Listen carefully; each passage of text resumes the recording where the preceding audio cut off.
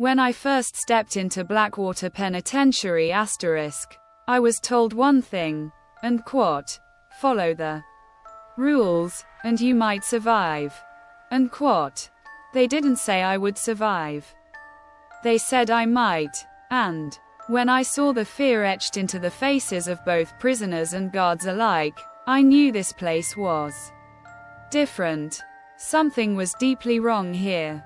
Blackwater was notorious, not for riots or escapes, but for its silence. There were no stories from the inside, no accounts of life behind those massive iron gates. Inmates came in, and most never came out. The few who were released were shells of their former selves, their eyes hollow, their mouths stitched shut by some unseen force. No one ever asked what happened inside. Maybe it was fear, maybe it was something worse. I was sentenced to 20 years for a robbery gone wrong, and Blackwater was my new home.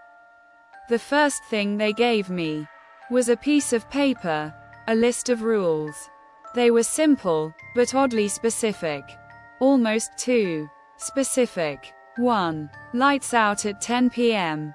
No exceptions. 2. Do not speak to the guards unless spoken to first. 3. Never look out of your cell window between midnight and 3 a.m. 4. Do not acknowledge anyone in the hallways after dark. 5. If you hear footsteps behind you but see no one, keep walking. There were more, but those stuck with me. They didn't make sense at the time, but after my first night, I understood why they existed. That first night, I lay on my cot, staring at the ceiling, when the lights clicked off. I figured it was nothing. The guards keeping things strict, the way all prisons do. But then I heard it. A low, rhythmic scraping sound from down the hall. It was slow, deliberate, like someone dragging something heavy across the floor. I sat up, straining to listen, when my cellmate, a grizzled man named Harrison asterisk, shot me a glare. Lie down, he whispered, his voice tight with fear. Keep your eyes on the ceiling. Don't move. The sound grew louder, closer.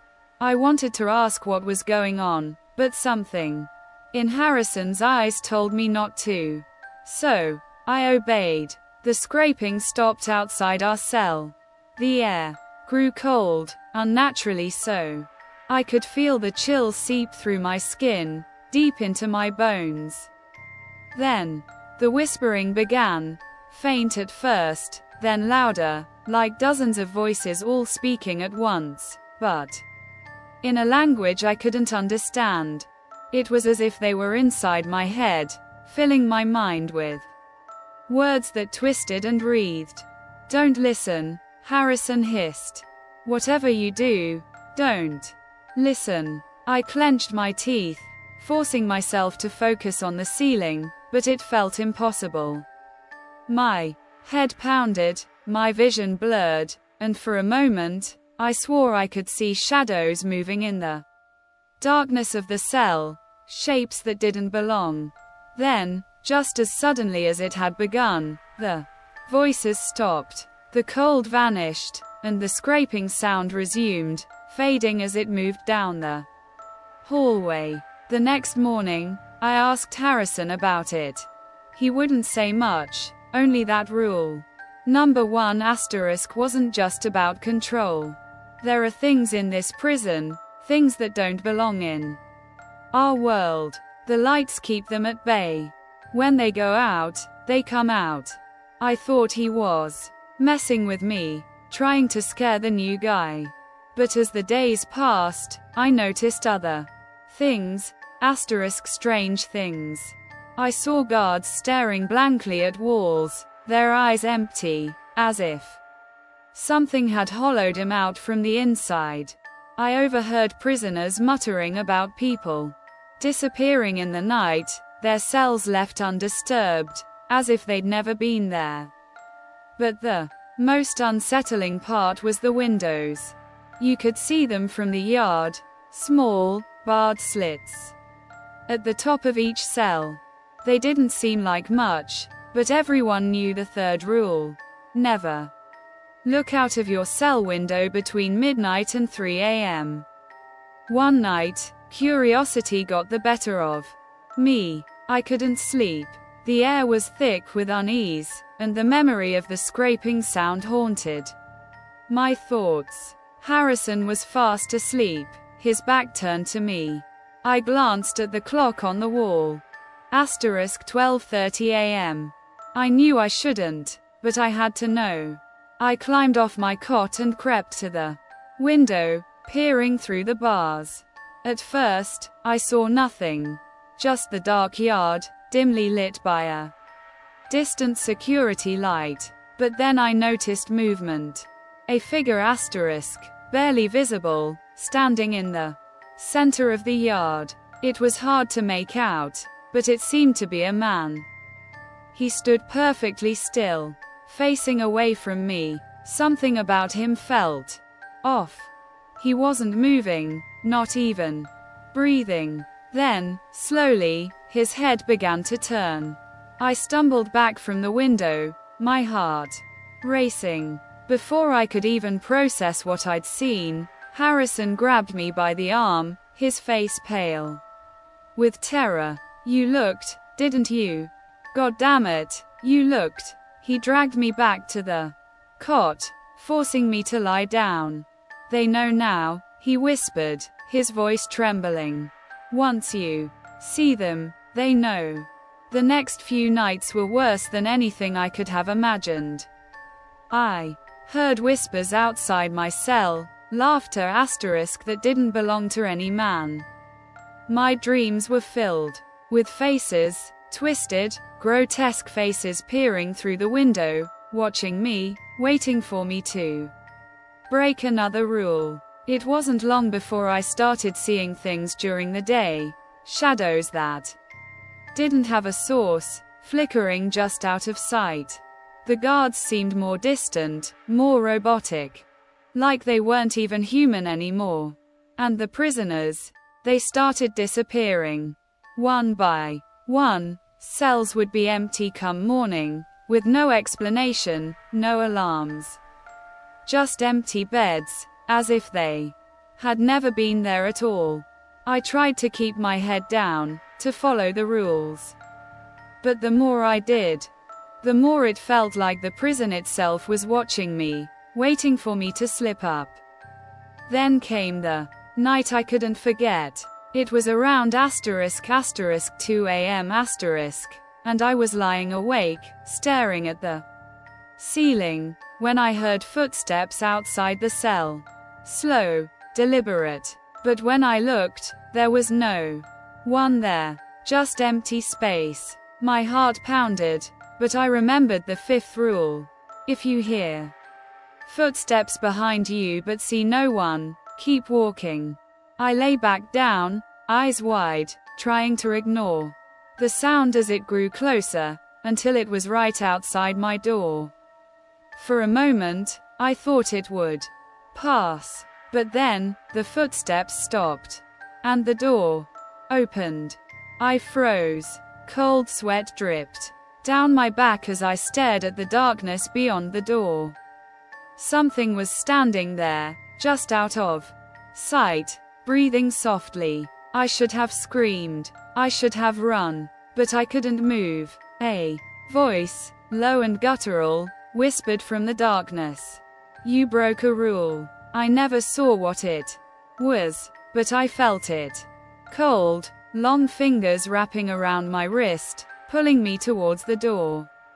I fought, struggling to break free, but it was too strong, dragging me into the hallway, into the darkness beyond. The last thing I remember is the laughter, deep, echoing laughter that filled my mind, drowning out everything else. When I woke up, I was in my cell, alone. Harrison was gone. His bed was neatly made, as if he had never been there. I never broke another rule after that. But it didn't matter. Blackwater had already marked me. The prison wasn't just a place. It was alive, and once it had you, it never let go. I'm still here, but I'm not the same. And I know that soon, very soon, I'll be the next one to disappear. After that night, nothing was the same. Harrison's disappearance gnawed at my sanity. The guards didn't ask questions, didn't investigate. When I mentioned his name to one of them, they stared right through me, like they didn't understand who I was talking about. It was as if Harrison had never existed. His presence, his belongings, everything had been erased, swallowed by the prison like so many before him. The other inmates avoided me. It was subtle at first, shifts in posture, quick glances, whispered conversations. But soon, it was obvious. They acted like I didn't exist, like I was already gone. Just another lost soul in Blackwater. I still had the rules, though. I clung to them like a lifeline, desperate to survive.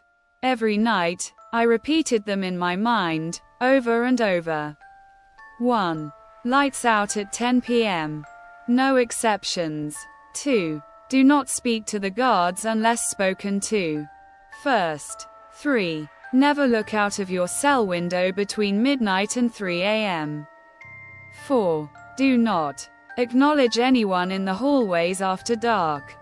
5. If you hear footsteps behind you but see no one, keep walking. But the rules weren't enough. Blackwater had already decided that I was next. The shadows in the hallways. It started with shadows. They weren't like normal shadows, cast by light, tied to something solid. These moved on their own, creeping along the walls, slipping under doors, lurking just out of sight. Sometimes, I'd see them in my peripheral vision, long, spindly figures stretching out like inky smears on the concrete, only to vanish the moment I turned my head. One night, after lights out, I heard it again, the soft, deliberate, scraping sound. This time, though, it wasn't just outside my cell. It was everywhere. The entire block was filled with that horrible, dragging noise, echoing off the walls, coming from all directions. I stayed frozen on my cot, heart racing, waiting for it to pass.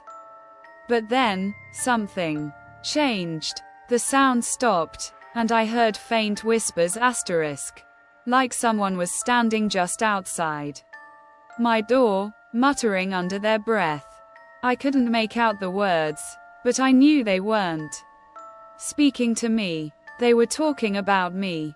I held my breath, eyes glued to the ceiling, when the door to my cell slowly creaked open. I didn't dare move, didn't dare breathe. My mind screamed at me to look, but my body stayed rigid with terror. I remembered Harrison's words, the look in his eyes when I'd broken the third rule. They know now. Whatever was outside my door, it knew I was there. It was waiting for me to slip, to acknowledge its presence. The whispers grew louder, more frantic, like the voices were arguing, urging each other on. The shadows outside stretched further into the cell, creeping closer, nearly reaching the edge of my cot. I squeezed my eyes shut, praying that they would leave, that I hadn't broken any more rules. And then, without warning, the door slammed shut. The whispers stopped. The air grew still, but I knew better than to believe it was over. I didn't sleep for the rest of the night. The Blackwater Guard. The next morning, something new happened. A guard one I hadn't seen before, stood outside my cell during roll call. He was different from the others. The usual guards, blank and mechanical as Still had an air of authority about them. But this one, there was something wrong. His uniform was pristine, but his skin was too pale, almost translucent. His eyes were cold, but not in the way human eyes can be. They were empty like black glass. He didn't speak, just stood there, watching me. I kept my head down, refusing to look directly at him, but I could feel his eyes on me the entire time. He didn't move for hours, not even a twitch. The other guards passed him by without so much as a glance, like he wasn't even there. That night, I couldn't shake the feeling that something was waiting just outside my cell again. But when lights went out, I heard footsteps. Slow, deliberate, like boots on concrete. The guard was back, pacing up and down the hallway. I kept my eyes shut, repeating the rules in my mind, but the footsteps kept getting closer, until they stopped, right outside my cell door. I heard the rattle of keys, the soft creak of the door opening. I knew the rule. I wasn't supposed to acknowledge anyone in the hallways after dark, but my body betrayed me. I peeked through my lashes, just enough to see a figure standing in the doorway. It was the guard the pale one. But something was horribly wrong. His body wasn't solid anymore.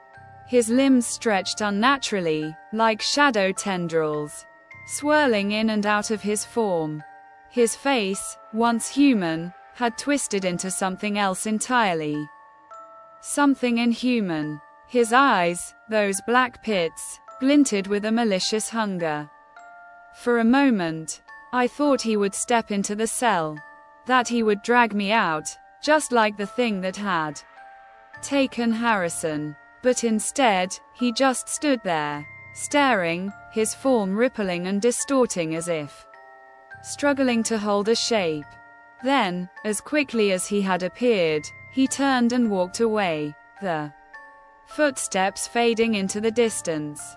The next day, I asked one of the older inmates about him, trying to keep my voice casual.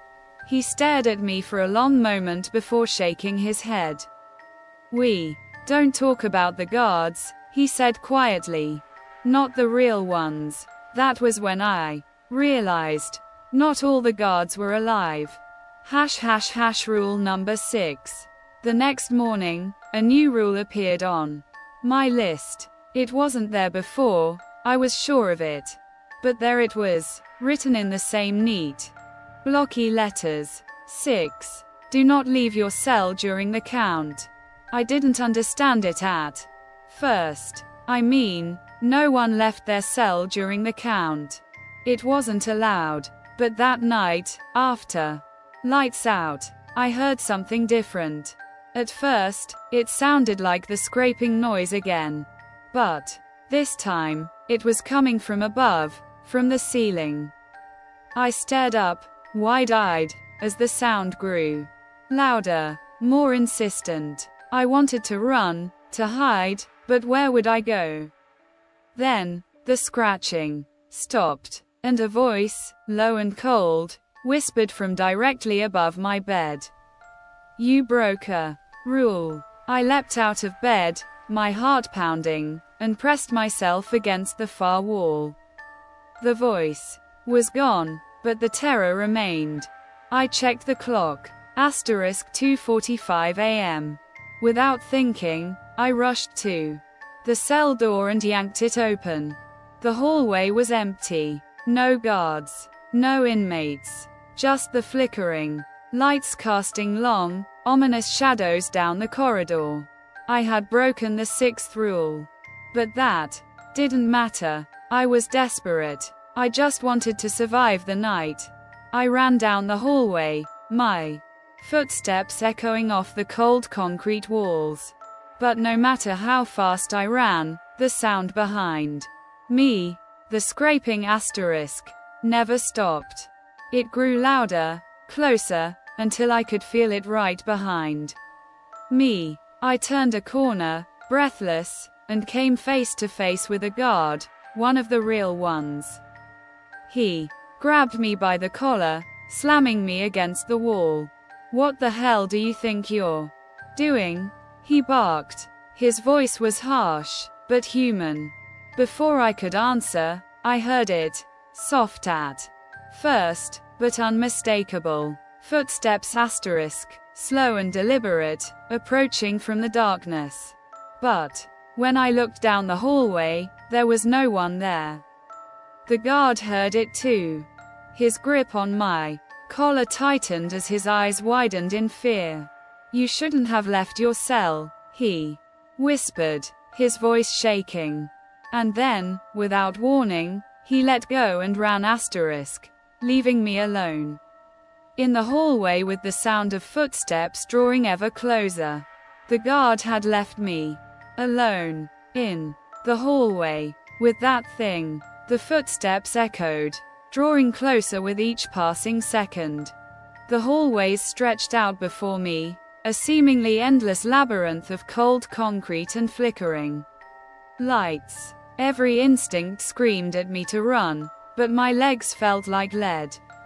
My heart hammered in my chest, and all I could hear was the slow, deliberate approach of something unseen, something wrong. I knew I'd broken the 6th rule. I'd left my cell during the count, but it wasn't just about the guards or regulations anymore. The rules were there to keep us safe from it *, whatever haunted this prison after dark. And now, it was coming for me. With a surge of adrenaline, I forced myself to move, sprinting down the corridor. The lights above flickered wildly as I ran, casting twisted, distorted shadows that seemed to reach out for me.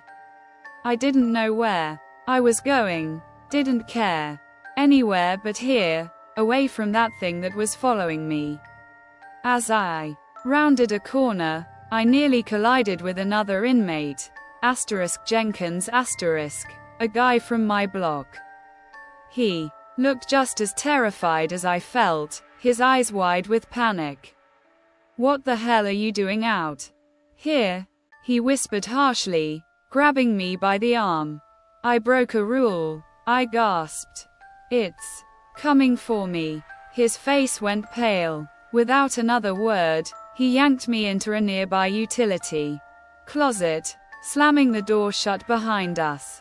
Inside, it was pitch black, the air thick with the scent of mildew and old cleaning supplies. I could hear Jenkins' ragged breathing beside me, both of us trying to stay as quiet as possible. The footsteps stopped. I strained my ears, listening for any sign of movement outside, but there was nothing.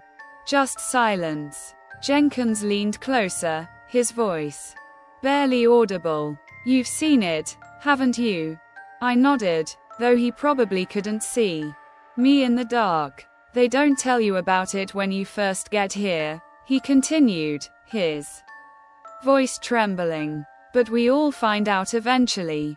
This place, it's not normal. The rules aren't about keeping order. They're about keeping 'em away." What is it?" I whispered back. He didn't answer right away.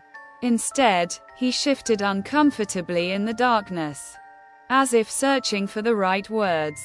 "I don't know exactly," he said finally. "But it's been here longer than any of us. Longer than the prison itself.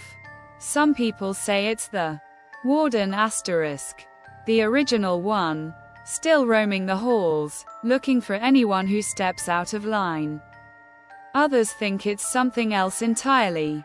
Something not human." My heart raced. "Have you seen it?" He hesitated. "Once. Just once."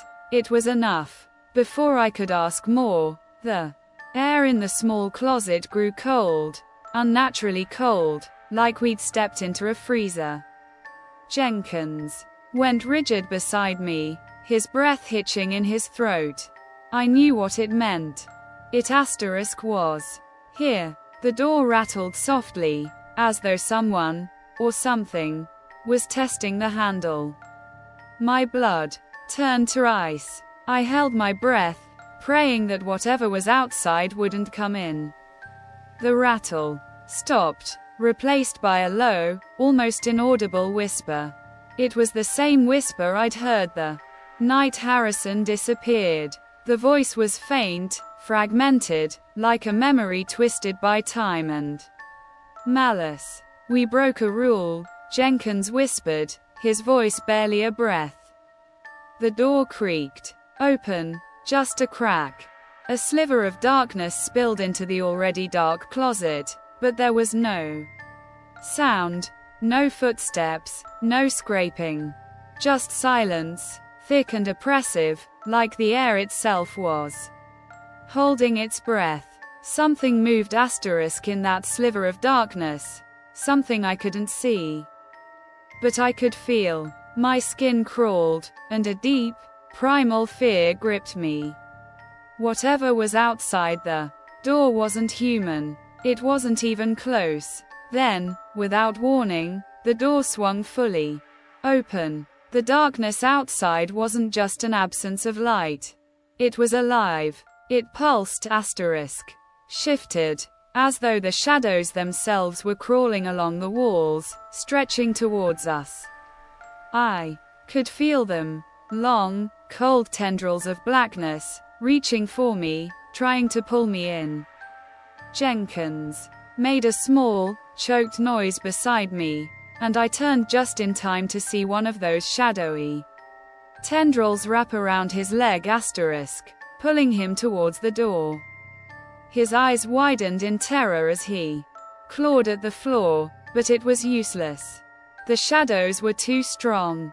"Help me," he gasped, his voice barely audible over the pounding of my own heart. I grabbed his arm, pulling with all my strength, but the shadows wrapped tighter, dragging him inch by inch into the darkness. His face twisted in pain and fear as more tendrils snaked around his torso, pulling him faster now. I didn't know what to do. Panic flooded my brain, freezing me in place. I could only watch in horror as Jenkins was dragged, screaming, into the hallway. His voice echoed off the walls, growing fainter and fainter until, finally, there was nothing but silence. I was alone again. The warden. The next morning, Jenkins was gone. Like Harrison, like so many others, it was as if he had never existed. His bed was neatly made, his belongings untouched. No one asked where he had gone. No one seemed to care. I was running out of time. I could feel it. Whatever was haunting Blackwater was getting closer, more aggressive.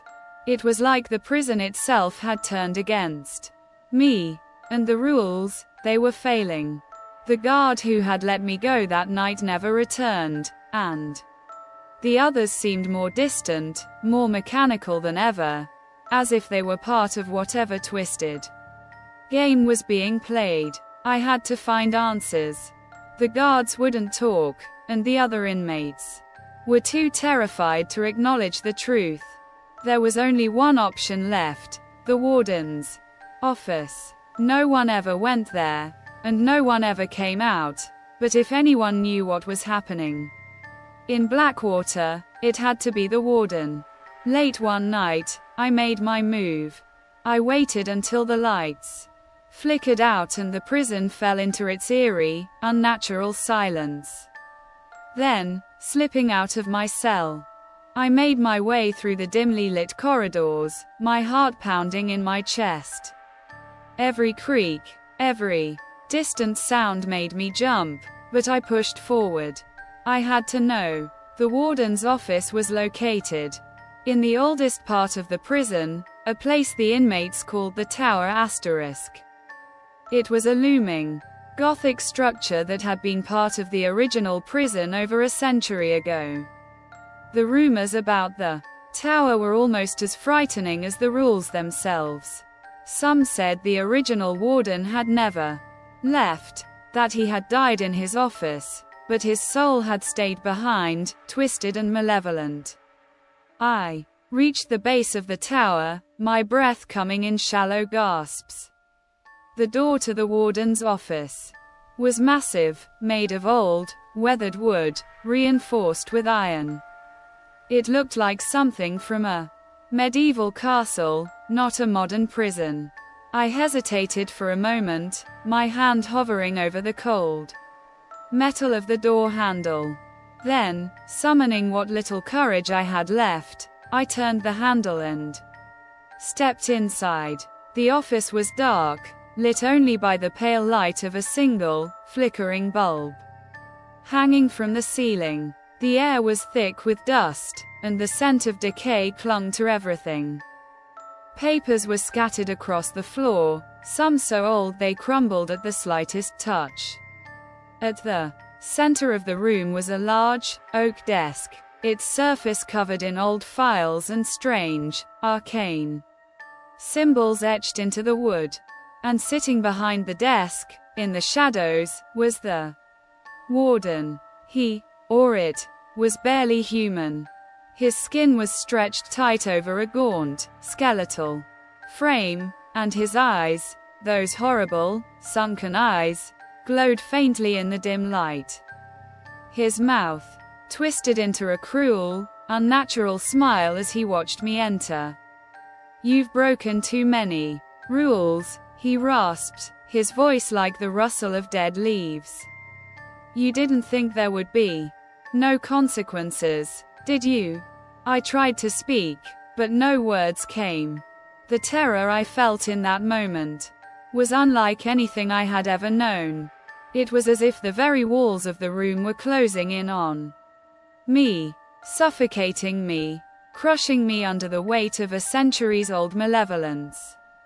The warden leaned forward, his eyes gleaming with a sick, twisted pleasure. "The rules are not here to protect you," he hissed. "They are here to control you, to feed us. This prison is ours." I stumbled backward, my mind reeling with the horror of what I had just heard. I had to get out. I had to escape. But as I turned to flee, the warden's voice echoed behind me, cold and final. "You can run all you want," he said softly, "but you'll never leave. Blackwater will keep you."